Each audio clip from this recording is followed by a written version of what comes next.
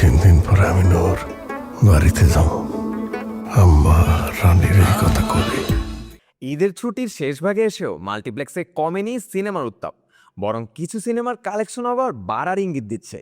আর 1 কোটির ক্লাবে ঢোকার লড়াই এখন আরও ইন্টারেস্টিং। শীর্ষে থাকা আফরান নিশোর দম ষষ্ঠ দিনে আয় করেছে 32.46 লক্ষ টাকা। 32টি শোর মধ্যে 22টি ছিল হাউসফুল। 6 দিন শেষে মোট আয় দাঁড়িয়েছে 1.99 কোটি টাকা, অর্থাৎ আজই 2 কোটির ক্লাবে ঢোকার পথে সিনেমাটি। অন্যদিকে বনলতা এক্সপ্রেসও শক্তভাবে হোল্ড ধরে রেখেছে। ষষ্ঠ দিনে আয় 22.33 লক্ষ টাকা। 29টি শোর মধ্যে 25টি হাউসফুল। 6 দিন শেষে মোট আয় 1.44 কোটি টাকা।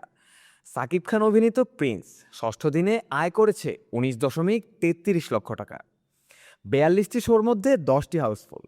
6 দিন শেষে মোট আয় 1.5 কোটি টাকা। এর মাধ্যমে সিনেমাটি 1 কোটির ক্লাবে প্রবেশ করেছে। রাক্ষস সিনেমাটিও 1 কোটির মাইল ফলক ছুঁয়েছে। ষষ্ঠ দিনে আয় করেছে 15.49 লক্ষ টাকা। 18টি শোর মধ্যে 13টি হাউসফুল। 6 দিন শেষে মোট আয় দাঁড়িয়েছে 1.10 কোটি টাকা।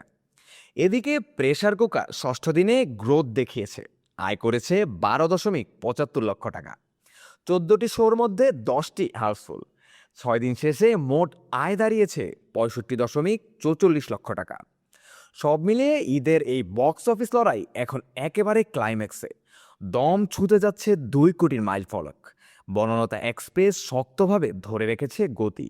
আর প্রিন্স আর রাক্ষস দুটোই 1 কোটির ক্লাবে ঢুকে প্রতিযোগিতাকে আরও তীব্র করে তুলেছে।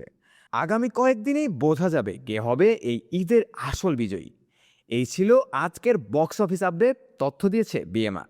এমন রেগুলার আপডেট, অ্যানালাইসিস আর সিনেমার নিউজ পেতে এখনই ফলো করুন এফবিএন এন্টারটেনমেন্ট।